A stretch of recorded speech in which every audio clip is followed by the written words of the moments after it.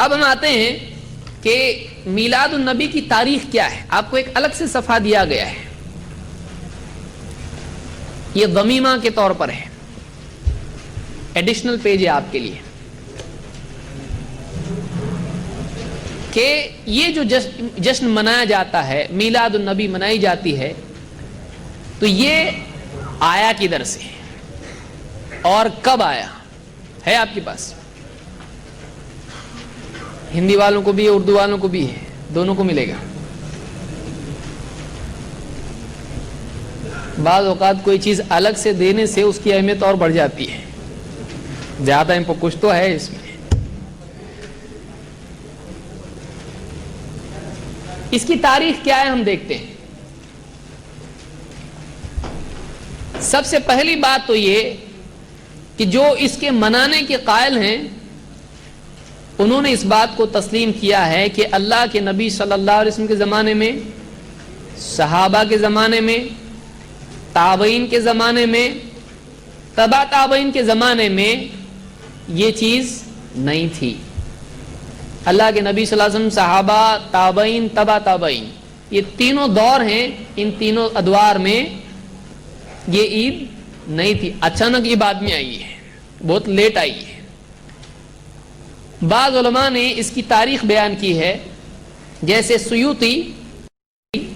سیوطی کے بارے میں یاد رکھیں, وہ اس کے منانے کے قائل ہیں. میں آخر میں اس پہ آؤں گا کہ کچھ لوگ, کچھ علماء کے نام ذکر کر کے کہتے ہیں یہ بھی اس کو بولتے ہیں منانا چاہیے, تو پھر کیوں نہیں منانے کا. تو ہم اس پر آخر میں گفتگو کریں گے. آخر میں مطلب جلدی آئیں گے اس پہ. سیوطی کہتے ہیں اس کے بارے میں, ان کی کتاب ہے جس میں انہوں نے اس کے بارے میں بات کی ہے.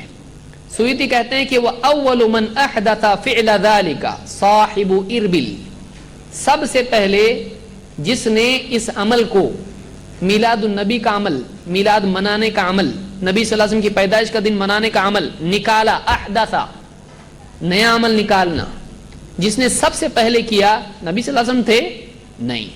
کون تھا؟ صاحب اربل.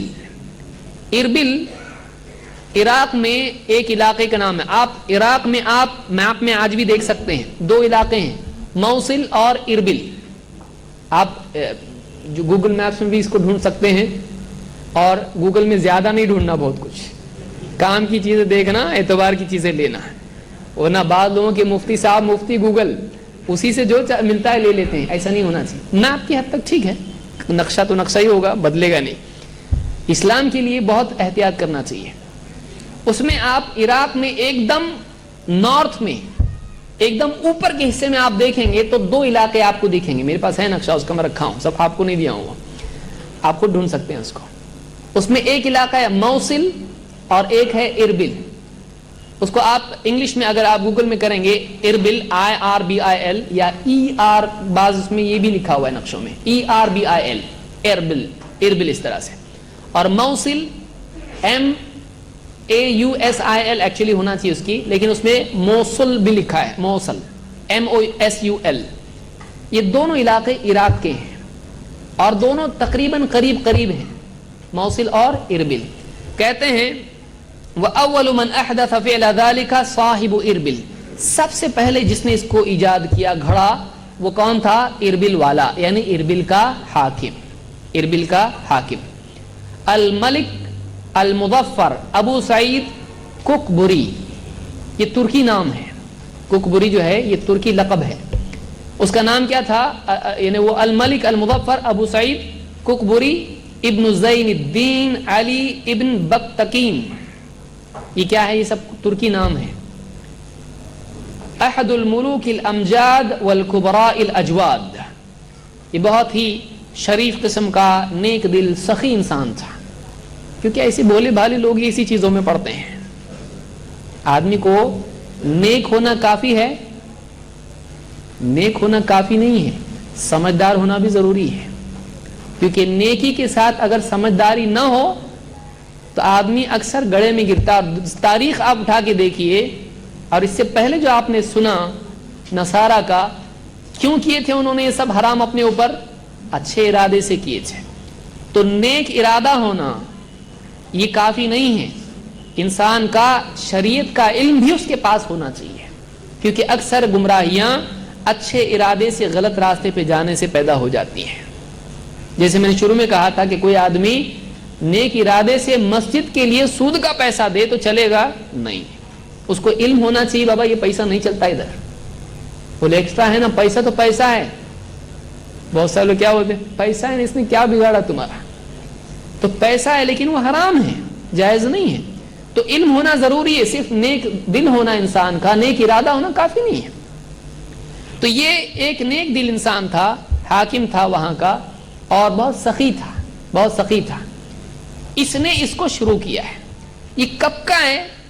اس کی وفات 630 ہجری میں ہوئی ہے، یعنی یہ اس کا جو ٹائم ہے اللہ کے نبی صلی اللہ علیہ وسلم کے تقریباً 500 سال بعد کا ہے۔ 100 5 بار ایسا۔ ہماری عمر کتنی رہتی؟ تقریباً 40-50 میں چھٹی ہو جاتی ہے آدمی کی، تو ایسے کتنے سال نبی صلی اللہ علیہ وسلم کے بعد؟ 500 سال۔ تب تک بیچ میں نہیں تھا۔ سب سے پہلے کہاں نکلا ہے؟ معلوم ہے یہ بعد کی چیز ہے، اللہ کے نبی صلی اللہ علیہ وسلم کے زمانے میں نہیں تھی۔ تو سب سے پہلے اس کو شروع کیا صاحب اربل نے، اور اس کا نام کیا ہے؟ ابو سعید ککبری، بعد نے کوکبری لکھا ہے، بعد نے ککبری لکھا ہے۔ تو مختلف، جو کہ نام دوسری زبان کا ہے، آپ انگلش میں بھی دیکھیں گے کیا حال ہوتا ہے جو دوسری زبانوں کے نام ہوتے ہیں ان کا۔ تو اس نے اس کو شروع کیا، اور الحاوی للفتاوی میں سیوطی نے اس کو ذکر کیا ہے۔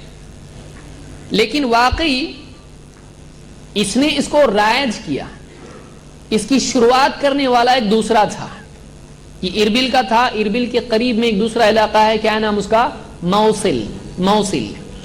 اس میں عمر ملا یا ملا عمر نام کا ایک آدمی تھا۔ اب ڈر جائیں گے نام سن کے، وہ دوسرے لوگ ہیں، یہ دوسرا آدمی ہے۔ عمر ملا نام کا ایک آدمی تھا۔ ابو شامہ کہتے ہیں اپنی کتاب الباعث علی انکار البدع والحوادث میں کہ وَكَانَ أَوَّلُ مَنْ فَعَلَ ذَلِكَ بِالْمَوْصِلِ الشیخ عمر ابن محمد الملا احد الصالحین المشہورین وبه اقتدى في ذلك صاحب اربل وغيره رحمهم اللہ تعالی۔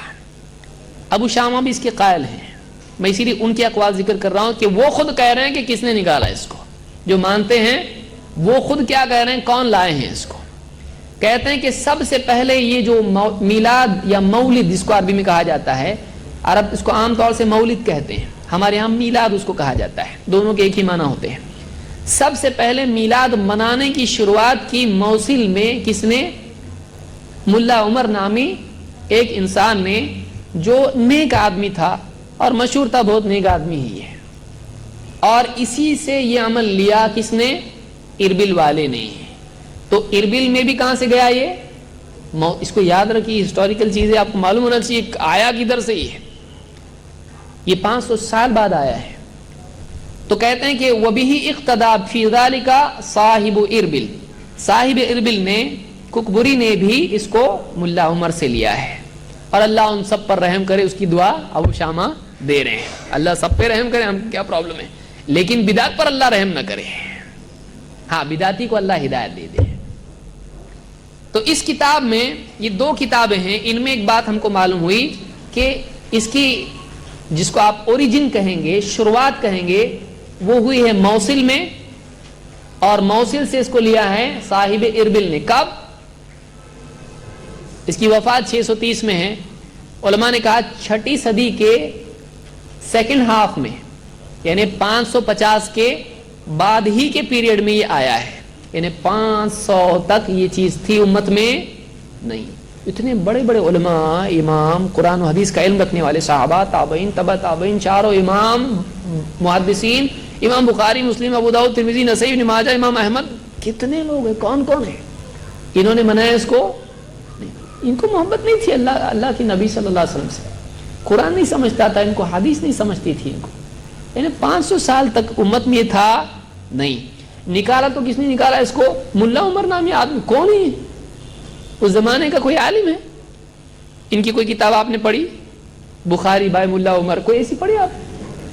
کوئی ایسا فیمس آدمی نہیں ہے. اس علاقے کا ایک آدمی تھا, اچھا آدمی تھا, ٹھیک ہے, نیک آدمی تھا, لیکن میں نے جسے پہلے کہا صرف نیک ہونا کافی نہیں ہے, نیک ہونے کے ساتھ ساتھ کیا ہونا چاہیے؟ شریعت کا علم. ہم کو دین کے علم پر چلنے کے لیے کہا گیا ہے. یہ نہیں کہ کوئی نیک ہے تو جو بھی بولے اس کی بات مان لو. اسی لیے امام مسلم وغیرہ کا آپ مقدمہ پڑھیں, بولے بھالے لوگ ہی حدیث گھڑنے میں بہت آگے بڑھے ہیں کہ کسی طرح سے اللہ کے نبی پر جھوٹ بول دو لوگ عمل میں لگ جائیں گے. ایسے کتنے لوگ ہیں. بہرحال وہ ہم الگ درس ہے ہمارا اس کا. تو یہاں پہ معلوم ہوا کہ میلاد منانا موصل سے شروع ہوا, لیکن کس میں؟